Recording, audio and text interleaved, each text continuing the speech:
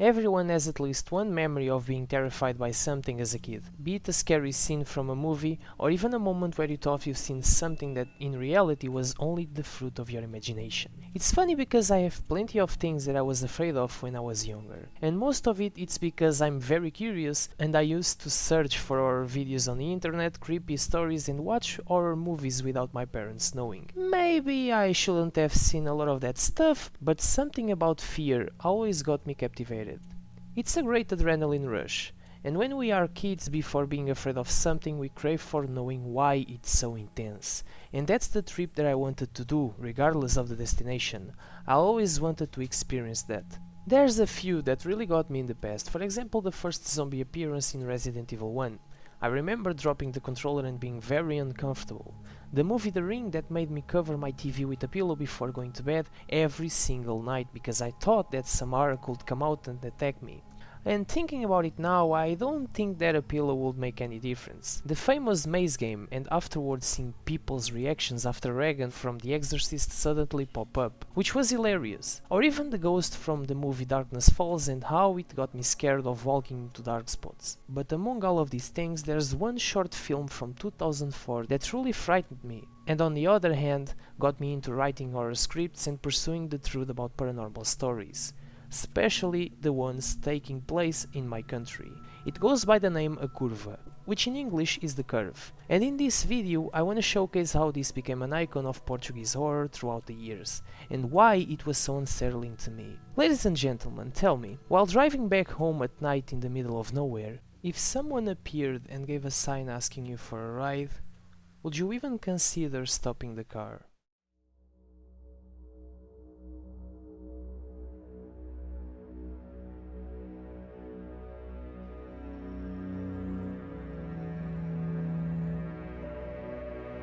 The Curve is a short film directed by David Rebordão, and it's about three friends going on a car trip at night through the roads of Sintra, on their way to a location to shoot some scenes for an horror movie. Each person has a different attitude.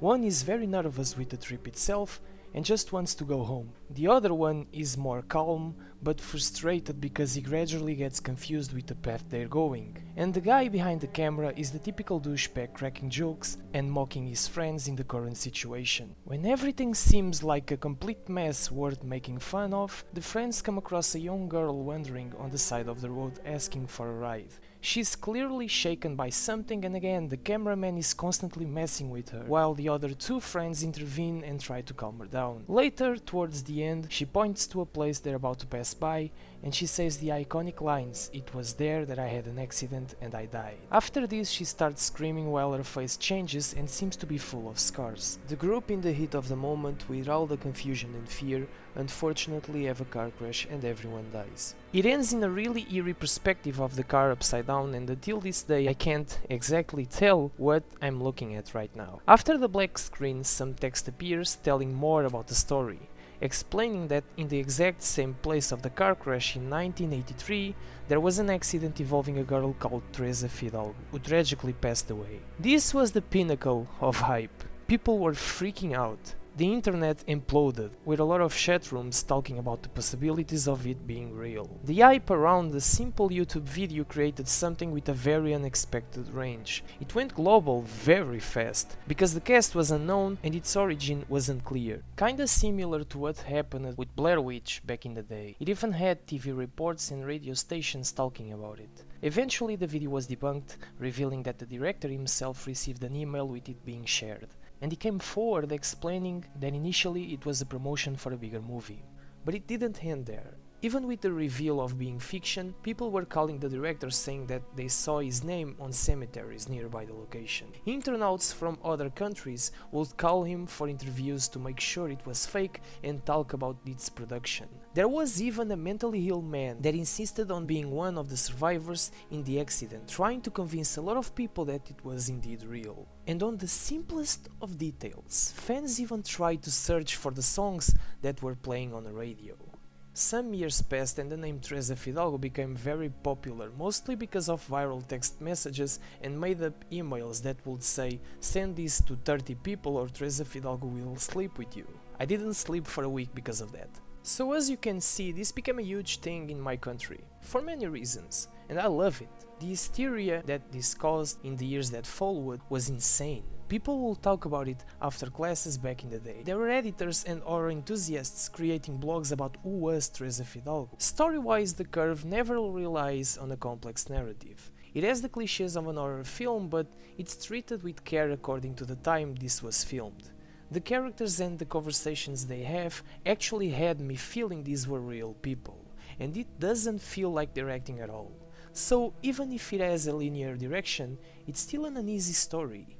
In terms of cinematography, the aesthetics and the essence are on its simplicity. This is essentially a found footage, and I'm happy to tell you that it finds the perfect balance between realism and good quality. It isn't shaky, doesn't try to be all professional, but it still maintains a decent visual presentation with a very ominous tone that contributes a lot when you get to the sinister ending. Throughout the runtime, the atmosphere is always very mysterious through ingenious elements, like the uncomfortable looks on the face of Teresa when she stares directly at the camera, and the image twisting like it's detecting what she really is.